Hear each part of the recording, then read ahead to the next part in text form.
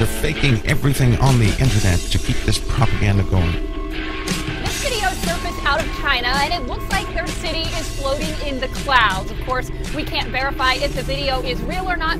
They're fascinating people with all this dumb alien talk. It is absolutely 100% ridiculous when mankind does enough damage for itself. Listen to me close. Mankind does not have the power to destroy the earth, okay? But they can certainly destroy each other. Demons work through people to accomplish something. There's no ET, all this alien stuff is just diverting people. And what it's doing is it's training people to allow any spirit into their lives. It's not about aliens. It's about a person inviting demons into their lives. That's what it's about.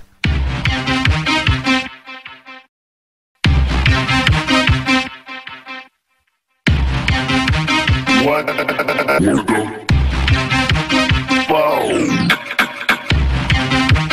What? What the fuck? This world will turn upside down in two ways. Psychologically and physically. Because the rotation of the earth is going back to what it would be. They know the rotation of the earth has changed every time the cycle comes. And I think we're months away from the end of the down curve to the cycle we're in. Right when we hit the bottom, that's when everything goes berserk. That's why they're telling people about these new planets. Oh, they find, you know what, it's so, you can't really trust science either. They reportedly find one planet, then they lose it. How do you lose a planet? Because they made it up. And it's really becoming laughable. They're making up stuff, telling the public about all these different things. But I'll tell you this about the heavens. When the red dust begins to fall, what you better do is understand that that is the beginning of the end of everything that you knew. When that red dust comes, when it settles upon the water, when it covers the moon, and the moon turns red, you better know that is the beginning of the end. Not the end of the world, but the end of things that you knew. You better start walking spiritually today, that when that day comes, you'll be okay. You don't know if you have months left. Let me tell you how fast it can get here. Can I tell you how fast it can get here? We could be here today talking on air, and that red dust could begin to fall tomorrow. Do you know why?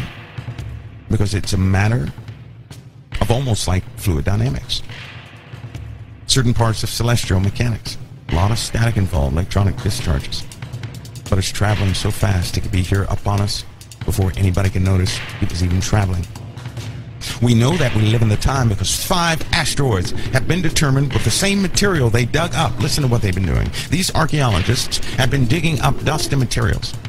So we send all these probes out in space, trying to read the debris of a tale of what's really passing while they woo and awe you with things that are passing the earth in the public's eye.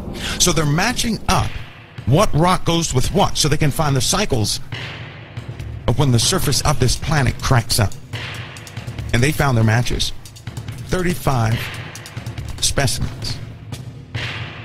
35 samples matched with 35 known objects and dust trails they found in space. They can, through the real type of time measurements, not carbon dating, that is absolutely ridiculous. They can now find out when it's coming back. Let me give you an example. Apophis goes by us, listen to this, Apophis goes by us in 2029, correct? Why does it come back 7 years later? It's not coming around until 2029. That's more than 7 years. But when it passes us, it's coming back 7 years later. Do you guys understand me? They quit talking about Apophis because it probably will hit us in 2036. I would go so far as to say it will hit us. It will hit us. All right? But it's coming back 7 years later. So what does that tell you? All this stuff on the internet that you read about the orbits of comets and things of that nature. And they tell you, well, it comes back every 3,500 years. That's hogwash. Why does Apophis go by in 2029 and then 7 years later it comes back? All this talk about these cycles that they have told the public, that they have set people strategically out there to leak a story. Listen, you want to make sure you get a lie into the public venue? then call a story a leak. Everybody runs away with it. Or say somebody died to get this information out. See, what I'm telling you is that you can hardly trust what's out there. But you can see, you'll be able to see that red dust. You're going to be able to see it. You'll understand what a meteor storm is. All right? You're going to see things hitting the earth. And when the great hail begins to form, you'll know that the forces that have held so many things together for so long are out of whack, because physics will break down. You guys are going to experience strange problems, electronic phenomena you've never experienced before. I'm giving you signs that you can see for yourselves for what's happening. Listen, any demonic entity affects electronics. It's pure and simple. With electronic phenomena, you know you have a demon present or spiritual energy is high. You'll notice that too, weird things happening. But in the skies, you're going to notice a hue. You're also going to be aware that something has happened to the plant life. The plant life is not going to be like it used to be. Many trees are going to die. Listen to me. Many trees will die, and not from insects. They're going to die. Plant life is going to begin to die. All right? You're going to be able to see this with your own eye. No, they're not going to discuss this because it sounds stupid, just to be honest with you. I'm showing you things you're going to see with your own eye. That will be your proof. If you have to see something, that will be your proof. Even now as we speak, forces are exponentially increasing upon the face of the earth. Not gradually, exponentially. Do you know what that means? Magma is on the move under the crust of the earth like you wouldn't believe. It's only a matter of time, of days, until a big poofy explosion. I mean a big magma explosion. The oceans in the South Atlantic and South Pacific, life is going to die there. Get ready for more lobster floating up to the surface, fully cooked. I bet you could reach down there and just eat it yourself, crack it open and eat it, right? It's funny, don't let them beguile you either. You see, while everybody is looking, it is not what you see that can hurt you so much as the things you don't know about and can't see. Most of the volcanoes of the earth are under the ocean. They are not on land. How many of you know that? Have you guys ever investigated the volcanic activity underneath the ocean? That's where most of the horror stories are, under the ocean. Under the ocean. And we're not talking about just, have you guys ever heard of a black volcano? Not because it is black, it's because it oozes out carbon. Black stuff comes out of it. Well, they have other volcanoes where nickel comes out of it. All sorts of things. Now, what is this going to do? Well, let me tell you, let me give you this. As this continues, we have stuff going into the atmosphere. You may know it or have heard about it as climate change. Do you know why climate change is very important? Because it's happening solar system wide. They're having climate change on Mars. In the last 14 years, everything has been heating up, but on Mars and Venus, it's really heating up. I mean, for goodness sakes, you got water trickling down off of certain places in Mars. And the Earth, too, in a like manner, is doing the same thing. And the tilt of Mars is changing, and the Earth is about to get ripped. Listen, the Earth will get jerked in a 2-degree change in its axis. Now, just think of that. Think of a 2-degree change in the axis of Earth in less than 1 minute. You know what happened with that? It's called a double wobble. It wobbles already. But there will be a wobble within a wobble. And the internal wobble is going to be rough and continuous, and it's not going to stop. People are going to be sick for days on end. It's going to feel like you're seasick on the surface of the Earth. You know that happens, it's happening right now to Jupiter, a double wobble. It came from the outside coming in. That's why they were in a rush to go take pictures of Pluto. Not because, ooh, let's see what's on there. They didn't want to know that.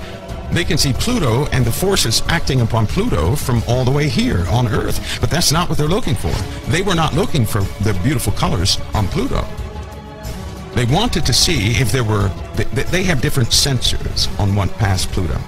All right? They showed you the pictures. They're not concerned about the pictures they showed everybody else. They want the magnetic data that came back from the probe. That's what they want. They're not concerned about the pictures on Mars either.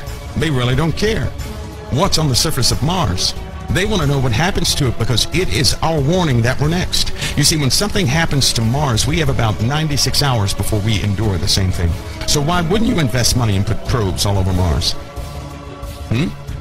That's our early warning system. Then you have other probes that are closer to the sun, right? You have to have those there, because the sun has a bad habit of shooting out these magnetic vortices that nobody ever talks about. Huge magnetic, we're not talking about a flare or anything else. We're talking about a magnetic vortice, which can actually affect our magneto. If one is pointed in our direction, you will not see it. But guess what happens? The sun will turn red just by the photons being dragged in different directions. Light will appear to have changed from the sun. And then it's going to grow a tail. I wonder what the explanation is going to be with that. When the sun grows a tail. When its sister, I guess you could call it. When those forces begin to act and all the sun's particles begin to drift out to a certain location, I wonder what they're going to say. It's going to look like a teardrop. What would you do if you saw the sun as a teardrop? Of course, you'd have to have some magnificent shades, because it's going to be extremely bright, and then all of a sudden, poof, it'll put out a greater amount of heat, but not the photons. The photons will be redirected to something else. I wonder what people will do, and it will have no light till the second object passes. It will have zero light. You see, when you live in a binary system, when the cold star, I'm just saying cold, when the cold star gets near the one with all the energy, it begins to feed off of the one with the energy. How many of you knew that? Nobody out there studies cosmology?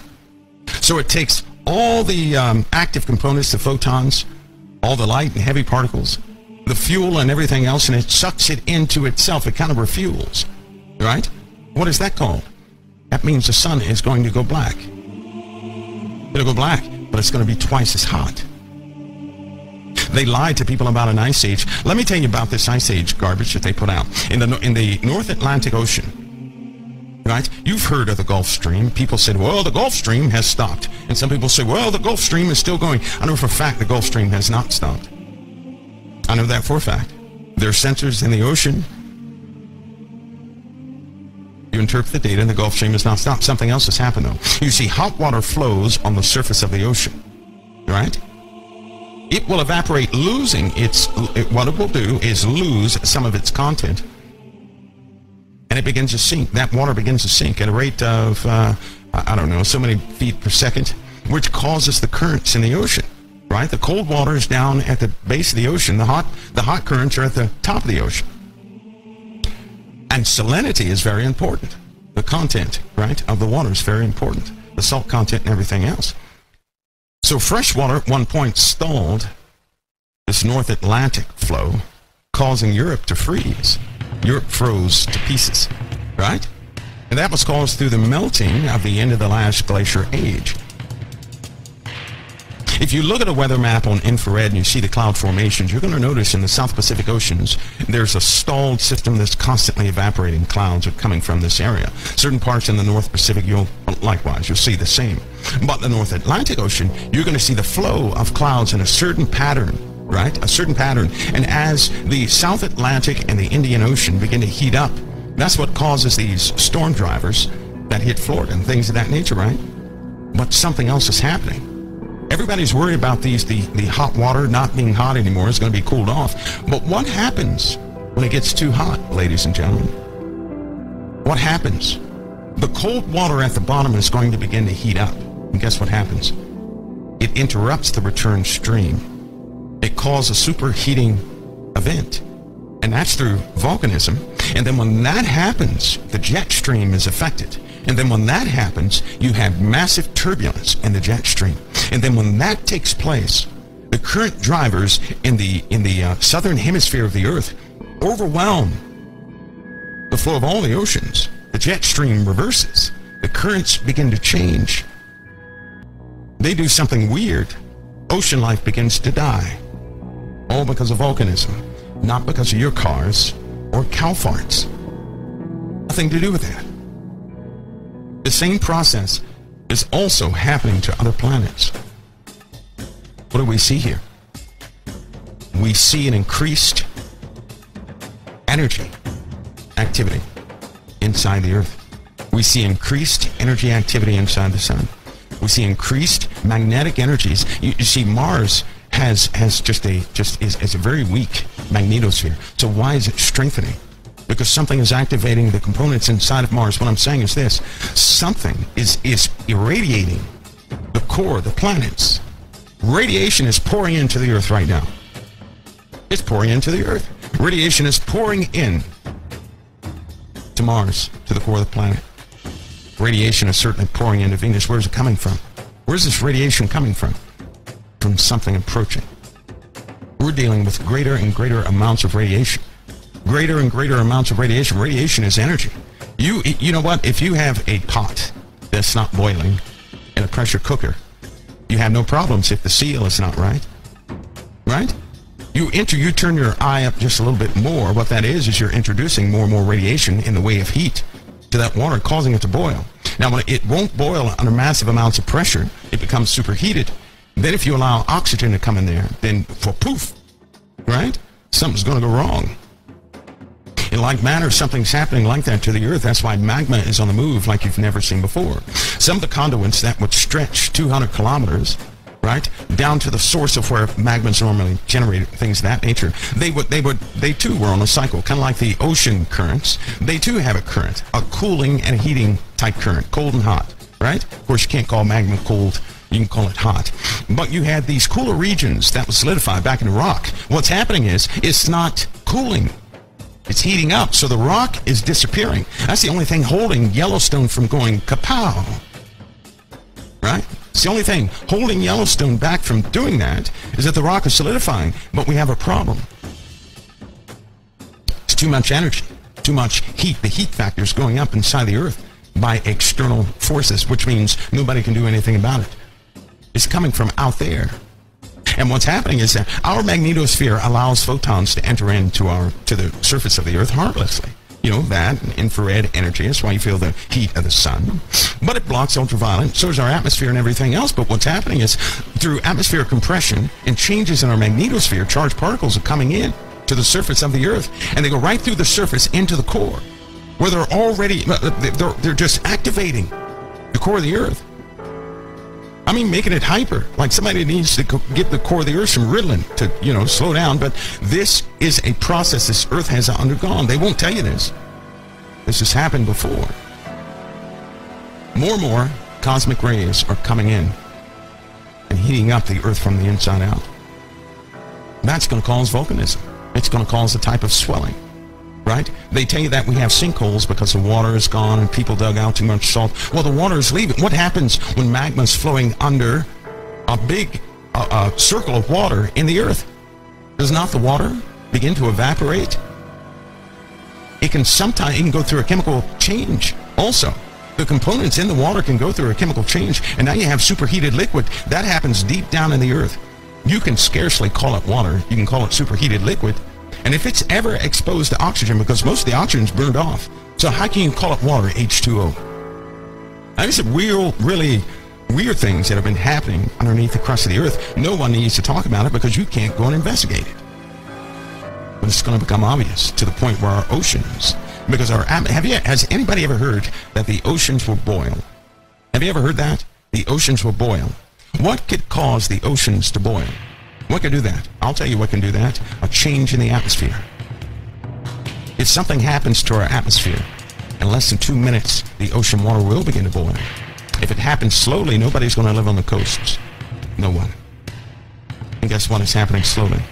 So it's going to be very difficult to breathe on the coasts. It's coming. It's coming. Climate changes, the real type climate changes, spiritual endurance that we have to have, physical changes we're going to feel in our body, emotional changes inspired by the loosening of more and more demons because mankind is inviting them, materialistic destruction, a phenomenon that the Lord's going to do for us and against the world, right? So we have to deal with quite a bit, a lot. But the changes in the crust of the Earth will happen at the probably one thing that's going to startle most people, capture their attention, is the overwhelming increase in meteor storms. Now, I've really put forth an effort to warn people of meteor storms that are coming, to make them aware that meteor storms are coming to this earth. Well, now they're going to have to just experience the meteor storms, the crustal displacements, and things of that nature. So guess what? We have to prepare our souls in truth, because the change is at hand.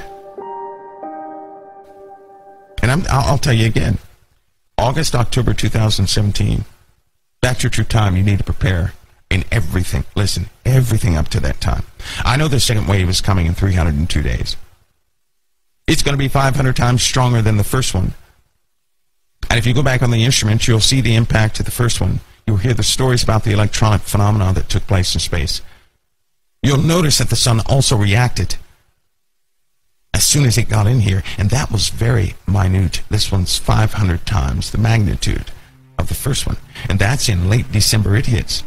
But your true preparation, because nobody knows what that's going to do, but your true preparation, spiritually, and the end of that thing is 2017 is a harsh decision you're going to have to make, which means every hour counts. And you're going to see changes in the coming days, weeks, and months like you wouldn't believe.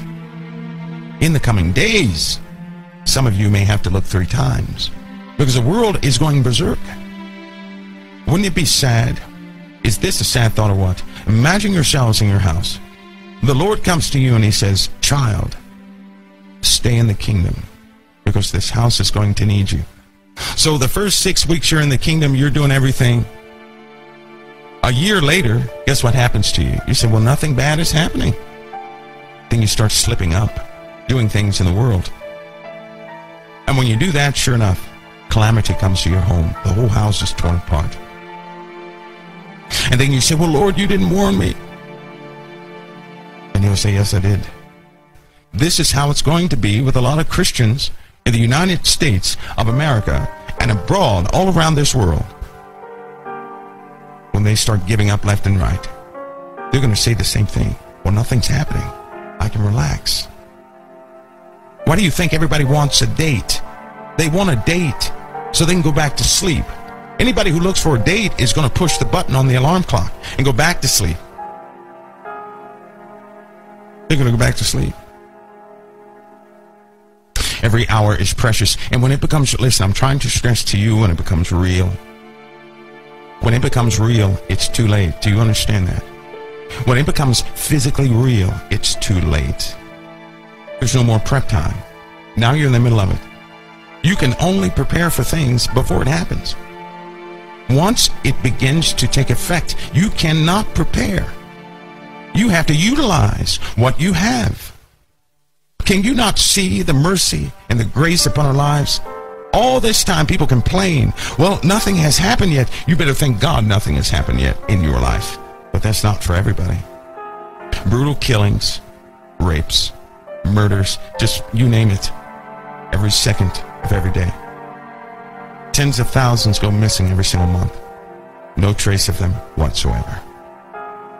And you're telling me nothing has happened yet, and you're looking for a date so you can spend time at a bar a little bit longer? You're looking for a date so that you can strategically set up a time when you're going to conform to the word of the Lord? And you refuse to do it today? That's why you look for a date? To that person he will say, "Depart from me, you worker of iniquity, I never knew you." Anyone who seeks a sign is truly a wicked generation. It's a wicked generation because they don't want to stay prepared. They want a warning so they can get rid of all their trash and then sit up straight like they acted good all along. Like a bad student always wants to know when the teacher's coming back. But the good student is preoccupied with their work. The bad student is peeking all the time. Is the teacher coming? You only peek for the teacher when you're doing something wrong. You only peek for your parents when you were doing something wrong. Because when you're doing something right, you're in a different mindset. The people who look for a sign are doing something wrong. Jesus said that, not me. He said it's a wicked generation that seeks for a sign. And many people still can't comprehend that. We need to realize that the Father's in full control, that we are his children, and we have no more time.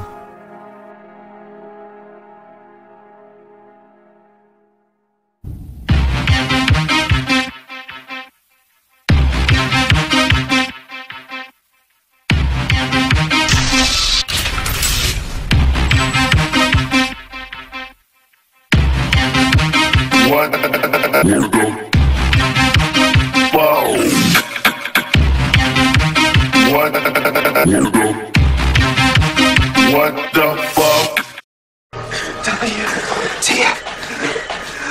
WTF? What the fuck does WTF mean? What the fuck? Oh, yeah.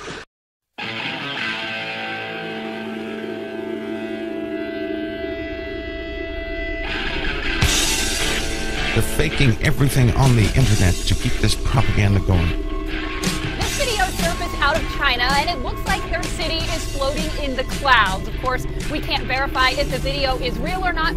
They're fascinating people with all this dumb alien talk. It is absolutely 100% ridiculous when mankind does enough damage for itself. Listen to me close. Mankind does not have the power to destroy the earth, okay? But they can certainly destroy each other. Demons work through people to accomplish something. There's no ET, all this alien stuff is just diverting people. And what it's doing is it's training people to allow any spirit into their lives. It's not about aliens. It's about a person inviting demons into their lives. That's what it's about.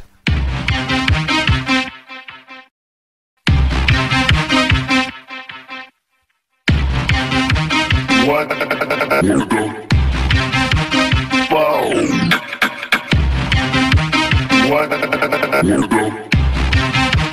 What the fuck? This world will turn upside down in two ways. Psychologically and physically. Because the rotation of the earth is going back to what it would be. They know the rotation of the earth has changed every time the cycle comes. And I think we're months away from the end of the down curve to the cycle we're in. Right when we hit the bottom, that's when everything goes berserk. That's why they're telling people about these new planets. Oh, they find, you know what, it's so that you can't really trust science either. They reportedly find one planet, and then they lose it. How do you lose a planet? Because they made it up. And it's really becoming laughable. They're making up stuff, telling the public about all these different things. But I'll tell you this about the heavens. When the red dust begins to fall, what you better do is understand that that is the beginning of the end of everything that you knew. When that red dust comes, when it settles upon the water, when it covers the moon, and the moon turns red, you better know that is the beginning of the end. Not the end of the world, but the end of things that you knew.